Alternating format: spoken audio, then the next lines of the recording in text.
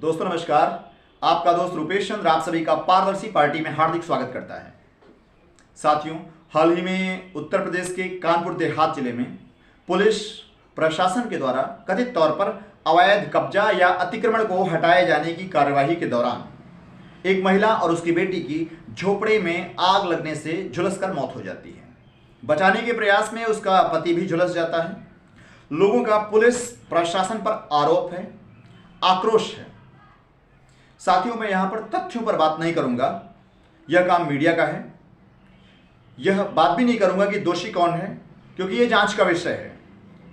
मैं बात करने जा रहा हूं उस वजह पर जिसके कारण देश में ऐसी घटनाएं आए दिन होती रहती हैं कि गरीब और कमजोर लोग पुलिसिया उत्पीड़न और प्रशासन की संवेदनहीनता का शिकार होते रहते हैं।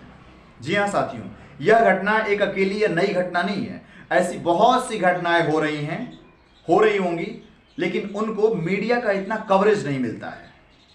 इस घटना को मीडिया का कवरेज मिल गया तो ये चर्चा का विषय बन गई है। साथियों, हमारे देश में स्थानीय स्तर की सरकारों के पास कोई पावर नहीं है। जी हां, ग्राम पंचायत सरकार, क्षेत्र पंचायत सरकार, जिला पंचायत सरकार, इनके पास कोई पावर नहीं है। सारी पावर अफसरशाही के पास है, निरंकुश स्थायी अफसरशाही के पास है।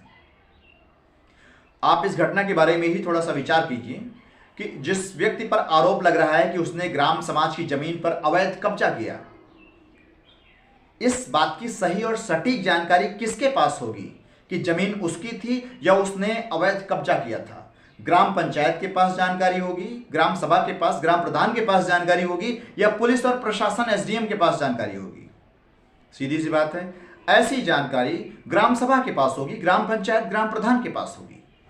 लेकिन यहां पर ग्राम पंचायत, ग्राम प्रधान के पास कोई पावर नहीं है। सारी पावर स्थायी निरंकुश अफसरशाही के पास है।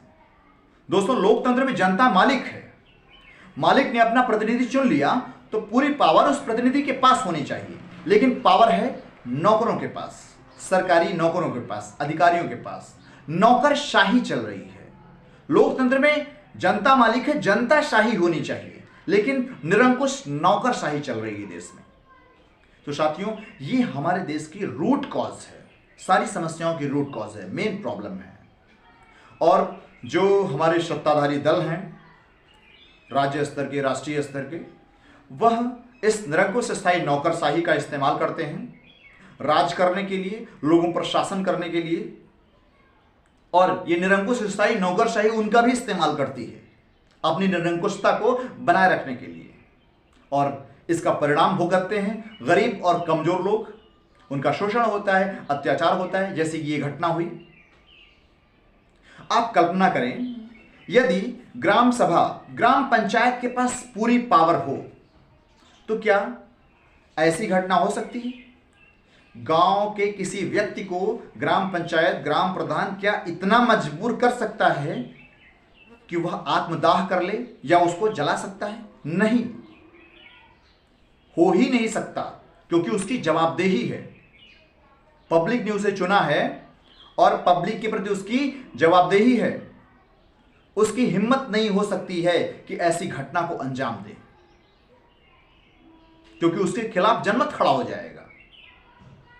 जी हां, तो साथियों, हमारे देश में ये निरंकुश स्थायी नौकरशाही चल रही है। इसका जो दुष्परिणाम है, हमारे देश की राजनीति का अपराधीकरण भी है, दलालीकरण भी है। इस निरंकुश स्थायी नौकरशाही से आम जनता इतनी संवेदनहीन है ये कि लोगों को आत्मदाह करना पड़ जा रहा है। और आम जनता इस निरंकुश नौकरशाही से काम करा पाने में जब असमर्थ पाती है स्वयं को, तो वह फिर अपराधी चुनती है नेता के रूप में कि हमारी बात नहीं सुनोगे तो हमने गुंडा चुन लिया, अपराधी चुन लिया, ये तुम्हें डरा धमका के काम कराएगा। तो हमारे देश की राजनीति का जो अपराधीकरण हुआ है, इस निरंकुश स्थायी नौकरशाही की वजह से हुआ है। और हमारे देश की जो स्थानीय सरकारें हैं, इसको सत्ता ना सौंपने की वजह से हुआ है। साथियों, आज आप जानते हैं, जन्म प्रमाण पत्र, मृत्यु प्रमाण पत्र, आय प्रमाण पत्र, जाति प्रमाण पत्र, निवास प्रमाण पत्र, ये जारी करने का अधिकार ग्राम प्रधान के पास नहीं है। ग्राम प्रधान अगर जारी भी कर देगा तो उसको उतना आधिकारिक नहीं माना जाता, जबकि जन्म, मृत्यु, संपत्ति, आय, निवास, इसकी सटीक और सही जानकारी सिर्फ और सिर्फ ग्राम सभा को, ग्राम पंचायत को, प्रधान को ही हो सकती है। तो पूरे पावर स्थानीय स्तर पर ग्राम पंचायत को, ग्राम प्रधान के पास होनी चाहिए, लेकिन निरंकुश स्थायी नौकरशाही के पास हैं और उसकी निरंकुशता, संवेदनहीनता का शिकार गरीब और कमजोर लोग होते रहते हैं। तो साथियों, जब तक हमारे देश में जनता के चुने प्रतिनिधियों को, जो स्थानीय स्तर पर हैं, उनको पूरे अधिकार नहीं दिए जाएंगे, तब तक ऐसी घटनाएं होती रहेंगी। गरीब और कमजोर लोग पुलिसिया उत्पीड़न, प्रशासन की संवेदनहीनता के शिकार होते रहेंगे। दोस्तों, अगर आप इतिहास में देखें तो भारत में कभी भी निरंकुश स्थायी नौकरशाही की ऐसी व्यवस्था नहीं रही है। स्थानीय स्तर पर छोटे मोटे संपत्ति के विवाद, पारिवारिक घरेलू झगड़े, खेत के मेड़ के झगड़े स्थानीय स्तर पर बड़ी खूबी से निपट जाते थे।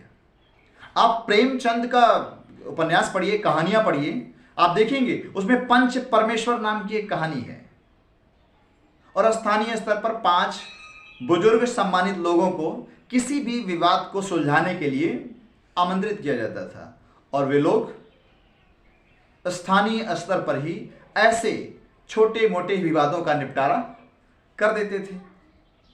आज हमारे देश में जो न्याय पंचायतें हैं, उनके अस्तित्व को ही समाप्त कर दिया गया है और इसका दुष्परिणाम आप देख सकते हैं कि जो निचली अदालतें हैं, हाई कोर्ट हैं, सुप्रीम कोर्ट हैं, इसमें करोड़ों केस लंबित पड़े हैं। जी हां, 3 करोड़ से ज्यादा केस लंबित पड़े हैं। कारण न्याय पंचायतों को समाप्त कर दिया गया। छोटे छोटे विवाद जिला अदालतों में लंबित पड़े हैं। तो साथियों, देश की बुनियादी जो समस्याएं हैं, इनके समाधान के लिए बुनियादी बदलाव की जरूरत है और स्थानीय स्तर पर ग्राम पंचायत सरकार, क्षेत्र पंचायत सरकार, जिला पंचायत सरकार, इनको पुनः शक्ति संपन्न बनाना होगा और निरंकुश स्थायी नौकरशाही को समाप्त करना होगा। आप सभी को धन्यवाद। नमस्कार। जय हिंद, जय जनता, जय संविधान।